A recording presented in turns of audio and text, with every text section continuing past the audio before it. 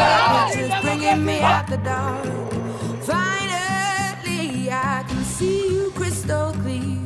Go ahead and sell me out, and I'll lay your ship bare. See how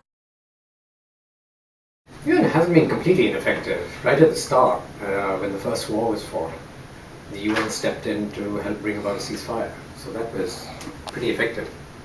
And it's a bit difficult to prove, but I think one could make the argument that they might have had more difficulties over Kashmir if there wasn't a UN mandate to have troops there, as well as several UN resolutions and a general awareness in the UN that India and Pakistan do have a problem. So, as I say, it's a bit difficult to prove, but you could say that the counterfactual is quite important, which is if the UN had not intervened, had not been there, there might have been more trouble between the two.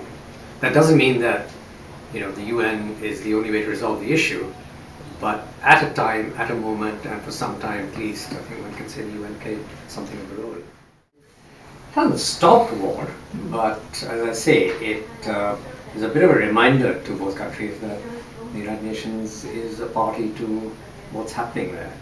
And there are UN troops there who could be hurt, and if there ever was a big conflict. I think the main thing is that it's just a kind of gesture towards the fact that this is a dispute. The UN is aware of it, which means the international community is aware of it. And I don't think either side can deny that fact.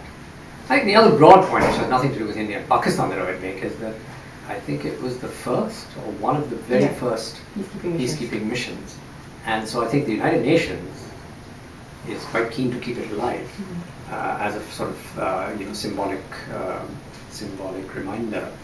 And India and Pakistan, for their quite different reasons, have probably decided not to make too big a thing in terms of getting rid of it. Probably not at this stage.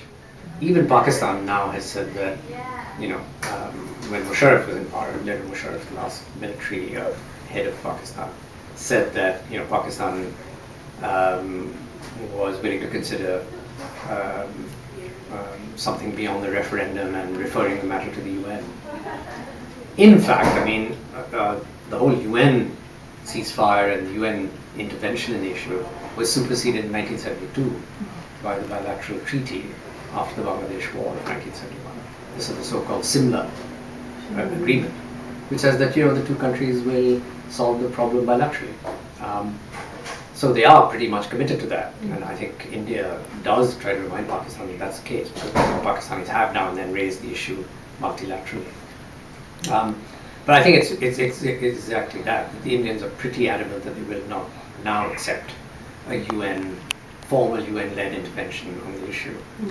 And so to raise that beyond the point for Pakistan means no negotiations whatsoever, pretty much. So I think that, going back to what I said earlier, the UN, in effect, doesn't care how it's solved, particularly. If it's solved bilaterally, so be it. I think the UN understands it's not going to be solved in the General Assembly or in the Security Council or through a UN good officers mission. But having Anmol there is reminded that there should be a solution someday and it should be fair and just.